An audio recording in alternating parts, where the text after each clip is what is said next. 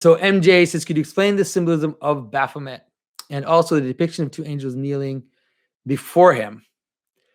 I talk about this a little bit. I kind of allude to the symbolism of Baphomet in the Montero video slightly. I don't know if I don't go into it completely, but you can understand it as something which was projected into the imagination in the 11th century when the Templars were disbanded. Was it 11th or 12th? I'm not sure. Anyways, when the Templars were disbanded, there's an image that was kind of projected into the imagination, which became like an image of the opposite of Christianity, or the desacralization of Christianity. And so that image started to grow to a point where it started to be actually taken up by people, even though I don't think at first I think at first it was just a slander. It started to be taken up to a point where it became an ideal that was used in magical theory in the 19th century, obviously by Eliphas Levi and by Crowley and by all of these occultists. And so what you see in the image of Baphomet is you can see the difference. You can understand it. It's like the difference between syncretism and synthesis.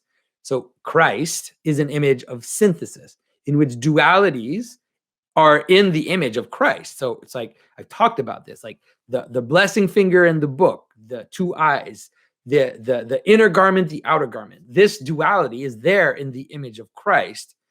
And you even have, let's say, if you think about the image of Christ with the four cherubs, you even have an aspect of hybridity in the corners, in the edges. But all of this is brought together in unity. And so it's an actual union of heaven and earth.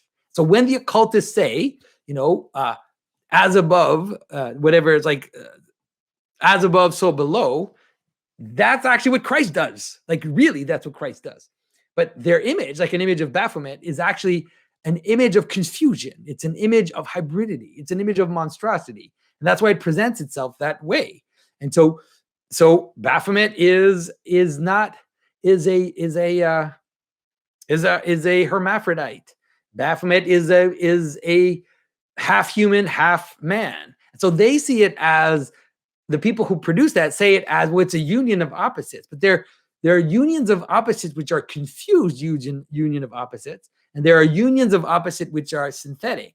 And that's the difference between Baphomet and Christ, which is why you could say that Baphomet is an antichrist image in a very strict and simple way, because it is the difference between unity and multiplicity in unity, in true unity, and confusion and mixture on the other side.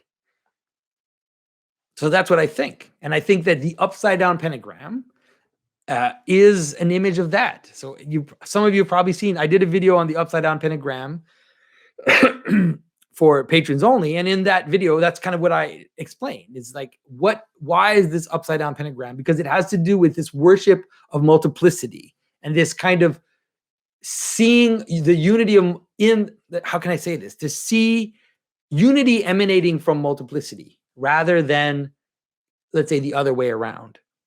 So there'd be a lot more to say, obviously, but I don't want to also spend too much attention on that freak figure.